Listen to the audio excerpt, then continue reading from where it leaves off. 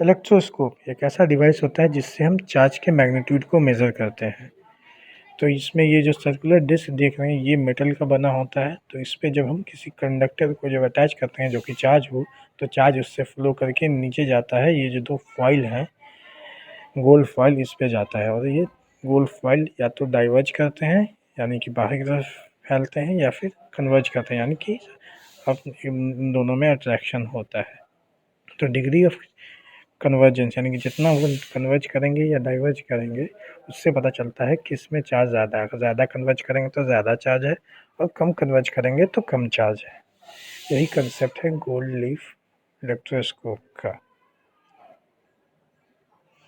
इसे gold leaf इसलिए कहते हैं क्योंकि जो फॉइल है वो गोल्ड मेटल का बना होता है। गोल्ड सबसे ज़्यादा कंडक्टिंग मेटल होता है इसलिए। आगे देखेंगे हम इलेक्ट्रिसिटी। चार्ज एक फिजिकल प्रॉपर्टी है किसी भी ऑब्जेक्ट का जिसकी वजह से वो फोर्स एक्सपीरियंस करता है जब उससे हम इलेक्ट्रोमैग्नेटिक फील्ड में रखते हैं। इलेक्ट्रोमैग्नेटिक फील्ड क्या हुआ है? जब भी हम एक चार्ज लेते हैं तो वो चार्ज के सराउंडिंग में कुछ फील्ड्स बनते हैं, तो उसी फील्ड को कहते हैं इलेक्ट्रोमैग्नेटिक फील्ड। ऐसा ही यूनिट चार्ज का कूलम होता है। इसको डोनेट किया जाता है क्यू से, जो मैंने नहीं मेंशन किया, आप मेंशन कर लेंगे। 1 कूलम में 6.25 × 10⁻18 इलेक्ट्रॉन होते हैं। लाइक चार्जेस रिपेल करते हैं और अनलाइक चार्जेस अट्रैक्ट करते हैं, ये आपको पता है। इससे आप और चार्ज 2 प्रकार के होते हैं, पॉजिटिव चार्ज और नेगेटिव चार्ज। ये आप ध्यान में रखेंगे। ऑब्जेक्टिव में कई बार ये पूछा जाता है, तो चार्ज का डेफिनेशन इसमें बहुत इम्पोर्टेंट है, आप ये ध्यान में रखेंगे। चार्ज फंडामेंटल प्रॉपर्टी है किसी भी मैटर का। इलेक्ट्रिक करंट अमाउंट जितना चार्ज फ्लो करेगा किसी एक टाइम इंटरवल में किसी कंडक्टर से, उसे हम कहेंगे इलेक्ट्रिक करंट। यूनिट टाइम का मतलब होता है कि यूनिट का मतलब होता है 1, मतलब कि 1 सेकंड में जितना चार्ज फ्लो करेगा किसी कंडक्टर से उसे कहेंगे इलेक्ट्रिक करंट। ऐसा यूनिट देखिए एम्पियर होता है। क्वांटिटी स्केलर होता है, फिजिकल नहीं। डायरेक्शन ऑफ करंट जो है अपोजिट होता है डायरेक्शन ऑफ इलेक्ट्रॉन के। I = Q/T, वेयर I जो है करंट है और Q जो है चार्ज और T है टाइम। फार्मूला आप ध्यान में रखेंगे, I = Q/T। अब ये पता लगाना है कि करंट जो है अपोजिट क्यों होता है इलेक्ट्रॉन के। तो इलेक्ट्रॉन पहले दिखाते हैं 1 एम्पियर क्या होता है। 1 एम्पियर देखिए, I = Q/T, मतलब कि 1 कूलम चार्ज जब फ्लो करेगा 1 सेकंड के लिए किसी कंडक्टर से, तब उसे कहेंगे हम 1 एम्पियर। ये आप ऐसे फार्मूला से भी आपको पता चल जाएगा। जैसे अब चार्ज 1 कूलम होगा तो 1/1 सेकंड = 1 एम्पियर, मतलब कि 1 कूलम चार्ज फ्लो करेगा 1 सेकंड में किसी भी कंडक्टर से, तो हम कहेंगे कि उसमें जो करंट है वो है 1 एम्पियर। इसको ध्यान में रखेंगे। अब देखते हैं कि करंट का डायरेक्शन अपोजिट क्यों होता है इलेक्ट्रॉन के। देखिए करंट जो है ये नेगेटिव से चला की तक पहुंचा है, ये इलेक्ट्रॉन जाके पॉजिटिव टर्मिनल में चला जाता है। तो ये जो इलेक्ट्रॉन जो पाथ बनाता है, ये जो है जितने भी डिस्टर्बेंसेस होते हैं इस कंडक्टिंग वायर में, जो कि सर्किट वायर से बना होता है, तो इस डिस्टर्बेंसेस को हटा देता है और इलेक्ट्रिक करंट के लिए एक पाथ बना देता है। इसलिए इलेक्ट्रिक करंट हमेशा अपोजिट फ्लो करता है इलेक्ट्रॉन के डायरेक्शन से। ये कंसेप्ट है, ये बहुत से लोग नहीं बताते हैं। इलेक्ट्रिक करंट अपोजिट इसलिए फ्लो करता है इलेक्ट्रॉन क्योंकि इलेक्ट्रॉन जो है इलेक्ट्रिक करंट के लिए एक पाथ बनाता है, इसलिए ये बात ध्यान में रखेंगे। नेगेटिव से गया ये पॉजिटिव टर्मिनल में, तो ये पाथ के जितने भी ऑब्स्टेकल हैं इसको क्लियर कर लिया, इससे करंट जो है पॉजिटिव से नेगेटिव की तरफ फ्लो किया। अब इलेक्ट्रिक पोटेंशियल देखेंगे। तो सपोज करिए कि हमने एक वाटर का पाइप रखा, उसको ज़मीन के पैरेलल रखा, तो देखेंगे कि उससे वाटर नहीं निकलेगा। लेकिन जैसे ही उसको थोड़ा सा तिरछा करेंगे ताकि उस नीचे जो है ग्रेविटी एक्ट करने लगे, तो उससे वाटर बाहर निकलने लगेगा। तो ग्रेविटेशनल फोर्स एक ड्राइविंग फोर्स का काम करता है वाटर को बाहर लाने में। लेकिन जब हम चार्ज फ्लो के कंसेप्ट में देखते हैं तो वहाँ कोई ग्रेविटी नहीं होती है। तो वहाँ क्या होता है, वहाँ पे होता है इलेक्ट्रिक प्रेशर होता है कंडक्टर्स के दो एंड्स के बीच में। तो वो जो इलेक्ट्रिक प्रेशर है उसी को आप कह लीजिए कि पोटेंशियल डिफरेंस। तो इसी की वजह से करंट फ्लो करता है। ये डिफरेंस जो है बैटरी के द्वारा होता है, प्रोड्यूस किया जाता है। केमिकल रिएक्शन जो कि एक बैटरी में होता है, बैटरी में जो होता है उसे हम कह उसी के द्वारा पोटेंशियल डिफरेंस जनरेट होता है। Electric potential work done to bring a unit positive charge from infinity to that point is denoted by V। तो इन्फिनिटी का क्या मतलब हुआ कि ये मतलब नहीं कि चार्ज बहुत दूर है। इन्फिनिटी का इस्तेमाल तब किया जाए जब हम चार्ज की पोजीशन को डिफाइन नहीं कर पाएँ कि चार्ज है कहाँ पे, इसलिए एसआई यूनिट वोल्ट होता है, क्वांटिटी स्केलर होती है। पोटेंशियल डिफरेंस क्या होता है? तो वर्क डन जो है यूनिट चार्ज को जब हम किसी एक पॉइंट से दूसरे पॉइंट पे लाते हैं तो उसको कहते हैं पोटेंशियल डिफरेंस, और जब इन्फिनिटी से किसी एक पॉइंट को पे लाते हैं तो उसको कहते हैं इलेक्ट्रिक पोटेंशियल। दोनों का फार्मूला सेम होता है, V is equal to W/Q। तो ये कंसेप्ट याद रखेंगे इलेक्ट्रिक पोटेंशियल और पोटेंशियल डिफरेंस का। दोनों अलग अलग टर्म हैं, लगते सेम है लेकिन है अलग। एक में इन्फिनिटी से चार्ज आ रहा है किसी पॉइंट पे, और एक में किसी एक पॉइंट से दूसरे पॉइंट पे आ रहा है। तो ये इसका कंसेप्ट है, इसको याद रखेंगे। अब ये जो यूनिट है वोल्ट, ये पढ़ा था एक साइंटिस्ट थे अलेसैंड्रो वोल्टा, उनके ऑनर में इसका नाम वोल्ट पड़ा। तो एक वोल्ट क्या होता है? जब 1 जूल ऑफ वर्क किया जाता है किसी चार्ज को ब्रिंग करने में फ्रॉम किसी एक पॉइंट से दूसरे पॉइंट तक, तो उसके पोटेंशियल डिफरेंस को 1 वोल्ट कहते हैं। चार्ज वर्क डन जो है 1 जूल इसलिए है क्योंकि एसआई यूनिट जो वर्क का होता है वो होता है joule. Other unit of potential difference देखिए जूल बाई कूलम होता है,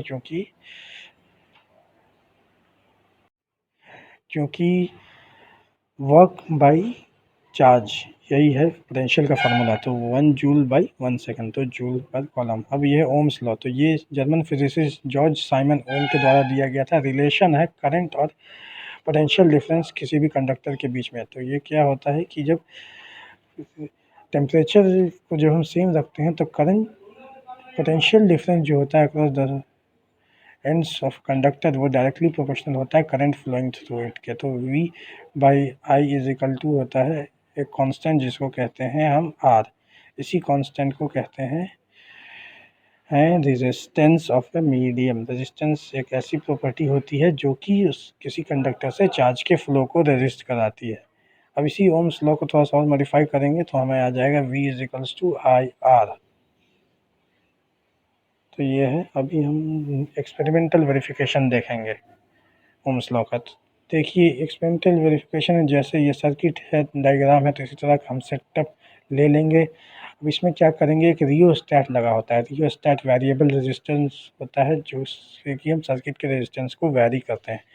तो सर्किट के रेजिस्टेंस को वैरी करेंगे तो करंट भी वैरी करेगा, और हमें पता है V is directly proportional to I Ohm's law से। तो जब करंट वैरी करेगा तो पोटेंशियल डिफरेंस भी वैरी करेगा। तो हर रीडिंग के करंट और पोटेंशियल डिफरेंस को हम नोट करेंगे और ग्राफ प्लॉट करेंगे। तो जो ग्राफ आएगा वो होगा straight line. More on resistance, तो ऐसा यूनिट ओम होता है, डिनोटेड किया जाता है ग्रीक लेटर ओम्स से। क्वांटिटी होती है scalar. According to Ohm's law resistance होता है V बाई आई। 1 ओम होता है, अगर देखिए फार्मूला देखिए R is equal to V by I, मतलब कि 1 वोल्ट बाई 1 एम्पियर। तो 1 वोल्ट का पोटेंशियल डिफरेंस होगा और 1 एम्पियर करंट फ्लो करेगा, तब रेजिस्टेंस होगा 1 ohm. I is equal to V by I R।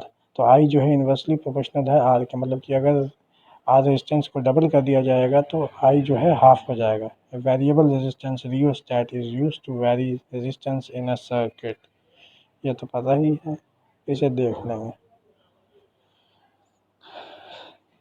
Formula आपको याद होना चाहिए ओम्स लॉ से जितने भी फार्मूले निकले हैं, फंडामेंटल फार्मूला और डेराइव्ड फार्मूला दोनों ही याद होना चाहिए। और देखेंगे कि किन फैक्टर्स पे रेजिस्टेंस डिपेंड करता है। रेजिस्टेंस डिपेंड करता है length of the coil, directly proportional होता है लेंथ ऑफ द कंडक्टर के। एरिया ऑफ क्रॉस सेक्शन उससे इन्वर्सली प्रोपोर्शनल होता है, मतलब कि अगर एरिया बढ़ाएंगे तो रेजिस्टेंस कम हो जाएगा और रेजिस्टेंस बढ़ाएंगे तो एरिया कम हो जाएगा। और नेचर ऑफ द मटेरियल, की मटेरियल किस तरह का है। अब हम ये दोनों इक्वेशन जो है इसको कंबाइन करेंगे तो हमें मिलेगा R is directly proportional to L by A. तो अब हम कांस्टेंट को इंट्रोड्यूस करेंगे तो R is equal to rho L by A. Rho होता है रेजिस्टिविटी या फिर स्पेसिफिक रेजिस्टेंस, इसका SI यूनिट होता है ओम मीटर। देखिए मेटल्स और एलॉय की रेजिस्टिविटी रेंज को दिया गया है क्योंकि इनका लो रेजिस्टिविटी होता है, क्योंकि ये हाई कंडक्टर होते हैं, हाईएस्ट कंडक्टर होते हैं, या फिर इनकी कंडक्टिविटी बहुत ज़्यादा होती है, मतलब ये चार्ज को कंडक्ट करते हैं। अब ये देखिए ओम्स लॉ का ग्राफ देख लीजिए। देखिए ग्राफ इस तरह का स्ट्रेट लाइन होगा, जैसे कि देखिए इसको लीनियर ग्राफ भी कहते हैं। जैसे कि करंट बढ़ रहा है तो वो पोटेंशियल डिफरेंस भी बढ़ रहा है। अब ये स्लोप जो है ये रेजिस्टेंस देता है इस ग्राफ का। स्लोप का क्या फॉर्मूला, राइज बाय रन, मतलब कि कितना राइज किया। देखिए राइज जो है वो पोटेंशियल डिफरेंस को डिनोट कर रहा है और रन जो है करंट को। तो V by I is equal to R, हमें ये ओम्स लॉ से पता है। अब इसके बाद देखें कुछ सिंबल्स हैं इलेक्ट्रिकल सर्किट के, उससे आप याद देख लेंगे, क्योंकि जब भी आपको सर्किट बनाने के लिए आएगा तो ये सिंबल याद रखना बहुत ज़रूरी है। तो ये सिंबल एक बार देख लें गौर से।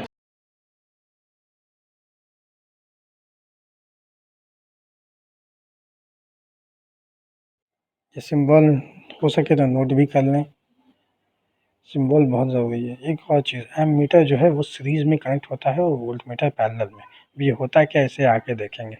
अब देखते हैं कूलम्स लॉ।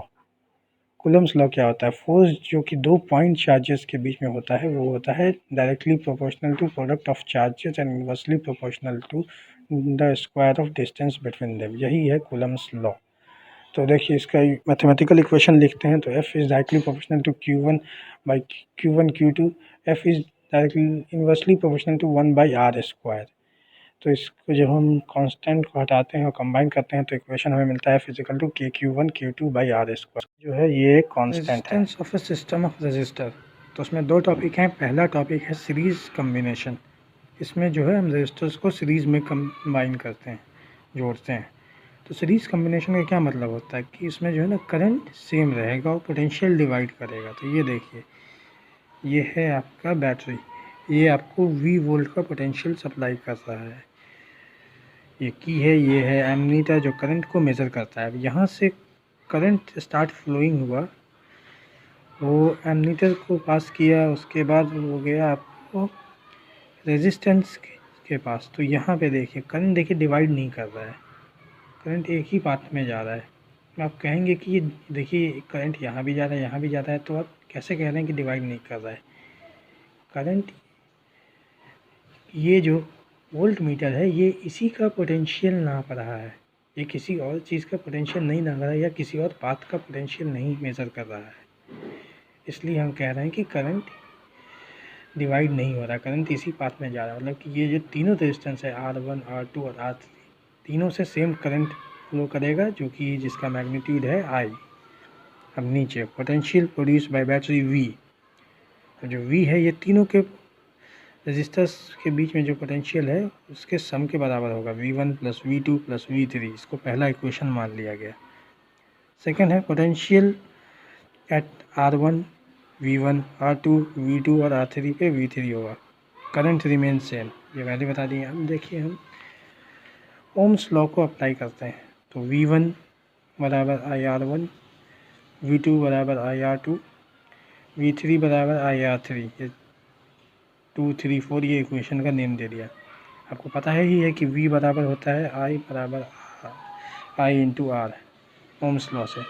अब इक्वेशन 1 से, तो इक्वेशन 1 देख लीजिए क्या है, ये है V बराबर V1 plus V2 plus V3। देखिए V1 plus V2 plus V3, तो IR plus IR1 plus IR2 plus IR3। अब RS, ये सबस्क्रिप्ट जो S है ये सीरीज़ को डिफाइन करता है, रेजिस्टेंस इज सीरीज़। तो ये है, जैसे इसमें से आप R कॉमन ले लेंगे तो RS बराबर होगा R1 plus R2 plus R3। Equivalent resistance है ये RS जो है। इक्विवेलेंट रेजिस्टेंस का क्या मतलब होता है, जैसे कि यहाँ पे देखिए 3 रेजिस्टर्स थे, अब ये 3 रेजिस्टर्स ना होके इसमें एक ही रेजिस्टर्स होगा, तब क्या होगा, तो वही उसी को कहते हैं इक्विवेलेंट रेजिस्टेंस। जैसे कि यहाँ पे डायग्राम भी है, डायग्राम उतना अच्छा नहीं बना है क्योंकि पेन से बनाया है। देखिए बैटरी है, एमीटर है, की है, करंट फ्लो की है, यहाँ से एक रेजिस्टर है और फिर उसके के बाद इसका रेजिस्टेंस हम लिख देते हैं RS। ये तो ये है आपका कंसेप्ट सीरीज़ कॉम्बिनेशन का। ये इम्पॉर्टेंट है एक्चुअली इस चैप्टर में। ये दो ही चीज़ इम्पॉर्टेंट है, ओम्स लॉ और दूसरा ये सीरीज़ और पैरेलल कॉम्बिनेशन। तब अगला टॉपिक में देखते हैं पैरेलल कॉम्बिनेशन। पैरेलल कॉम्बिनेशन, इसमें पोटेंशियल सेम रहता है और करंट जो है डिवाइड करता है। तो बैटरी है, की है, एमीटर है और ये है करंट का मैग्नीट्यूड। 3 रेजिस्टेंस हैं, देखिए तीनों में अलग अलग करंट है। देखिए यहाँ तक करंट आई आया, यहाँ से एक अलग पाथ में गया I1, I2 और I3। लेकिन यहाँ जो है तीनों पर पोटेंशियल सेम रहता है, जैसे यानी कि V। सीरीज़ में करंट सेम रहता था, इसमें पोटेंशियल सेम रहता है। ये ध्यान रखें। अब एक और बात, एमीटर जो है हमेशा सीरीज़ में जोड़ा जाता है, वोल्ट मीटर पैरेलल में। देख लीजिए ये पैरेलल में है, ये सीरीज़ में। दूसरा है ये potential produce by battery V, total current I, current eight R1 बराबर I1, R2 I2 और R3 I3। तो टोटल करंट I है, ये हो जाएगा sum of individual current I1 plus I2 plus I3। Ohm's law से पता है I is equal to V by R। Applying Ohm's law, I1 V by R1, I2 V by R2, I3 V by R3। Equation 2। अब equation 1 से, तो equation 1 देख लीजिए क्या है। इक्वेशन 1 है ये,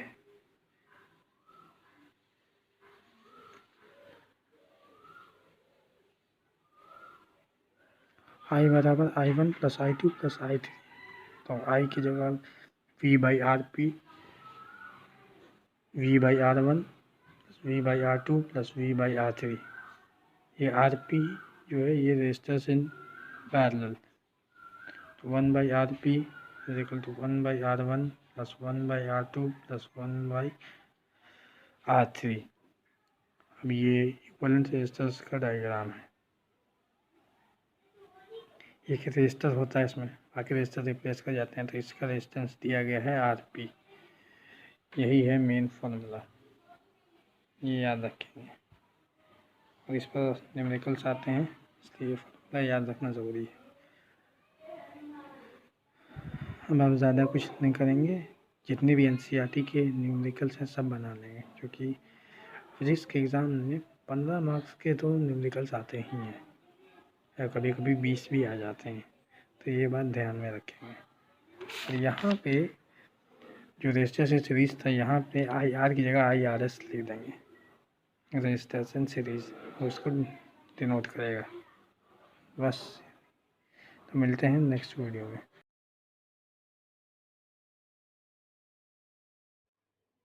कूलम्ब्स लॉ तो ऐसे बता ही दिया है आपको, लेकिन इसे देख लेंगे। जैसे कंबाइन करेंगे तो ये KQ1 Q2 by R square हो जाता है। तो ये जो के है ये है कांस्टेंट, जिसे कहते हैं डाई इलेक्ट्रिक कांस्टेंट। ये हर मीडियम के लिए अलग होता है। एयर के लिए 1 होता है, किसी और मीडियम के लिए कुछ और होता है, लेकिन आप याद रखें एयर के लिए क्या होता है। अब देखिए सिमिलैरिटी और डिफरेंस ग्रेविटेशनल फोर्स और कूलम्ब्स लॉ में। तो देखिए सिमिलैरिटी क्या होता है, दोनों की इक्वेशन सेम फॉर्म में होता है। बोथ इक्वेशन में इन्वर्स स्क्वायर होता है 1 बाई R स्क्वायर। और देखिए दो both quantity show that the force is directly proportional to product of quantity. देखिए Q1 Q2 के इसमें भी प्रोपोर्शन, इसमें M1 M2 के है।